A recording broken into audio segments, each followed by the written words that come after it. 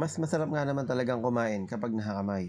Pero minsan, hindi na naman pwede yung kakain ka na nakakamay, lalo na kung ang ulam mo, hindi naman pwedeng kamayin. Pero kung laking probinsya ka at laking bukid ka, siguro mas favorite mo yung nakakamay tapos nakataas pa yung dalawang paa. Masarap talaga pag kinamay mo, kaya tara, luto tayo. At habang naghahanap nga ako dito sa freezer, nakita ko nga itong manok na mga siguro 2 linggo na nakakaraan mula nung aking nilagay ito. Talaga namang solid ang pagkakatigas. Halos straightin ko na nga itong 1 linggo na puro manok ang aking niluluto. Siyempre, napakamura ng manok, kaya naman pwede nating lutuin yan araw-araw. Iba-ibahin lang natin yung ating mga recipe. At dahil nga sa sobrang tigas ng mga manok na ito, dahil nga ilang araw na nga sa freezer, mas gugustuhin ko pang ibabad muna ito bago natin hiwain. Baka mamaya, masibak yung aking kutsilyo pagka hiniwa ko ng pisapikitan yan. Kaya ginawa natin, nagbalat muna tayo ng ating pansasahog. So, isang pirasong hilaw na papaya ang ating gagamitin dito. Dahil nga sa maliliit pa yung mga papaya na aming tanim, ito na lang muna, bumili na lang muna ako sa palengke para nga ako ay may magamit na pansahog. Sarap talaga ng papaya pag yung medyo maniba lang ang gagamitin mo. Para bang nakakakain ka na ng matamis-tamis tapos meron pang konting matigas-tigas. Yung nag-aagaw yung hinog at saka yung hilaw. Naghiwa na rin pala ako ng ating gagamiting sibuyas tapos magpipit-pit tayo dito ng 2 pirasong luya na kasing laki ng aking hinlalaki. Dahil nga pinitpit ko na lang, konting hiwa-hiwa na lang at okay na. Hindi na ako kailangan mag-gayat pa ng matagal-tagal. So ito na nga at sinisibak na nga natin yung mga manok na binabad natin sa tubig at talaga namang ubod ng tigas. Kaya naman ginamitan na natin yan ng ating original na ni Kuya Knife.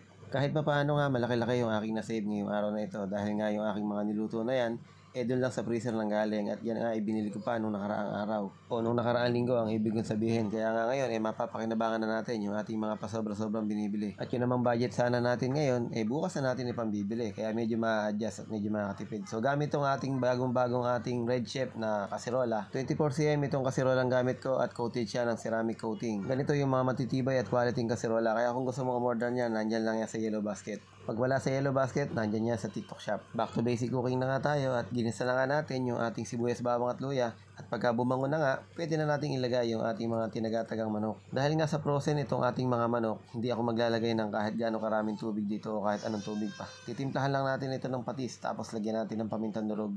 Hahayaan muna natin itong masangkot siya. Tapos niyan, medyo mahinang apoy lang, wag nyo masyadong ilalakas. Magtutubig yan ng magtutubig. Hayaan nyo magtubig yan. Katulad niya, nagtubig na siya. Ilalagay na natin yung mga papaya. Tapos yan, pwede na nating halu-haluin yan. Kung mapapansin nyo yung tubig, hindi naman siya ganun kadami. Maglalagay ako ngayon ng pangalawang gata o pangalawang piga ng ating niyog. Tapos tatakpan natin at pakukuluin ng mga ilang minuto. Kapag malambot na yung papaya at malambot na rin yung ating mga manok, timplahan mo lang ng pampalasa, lagyan mo ng sili.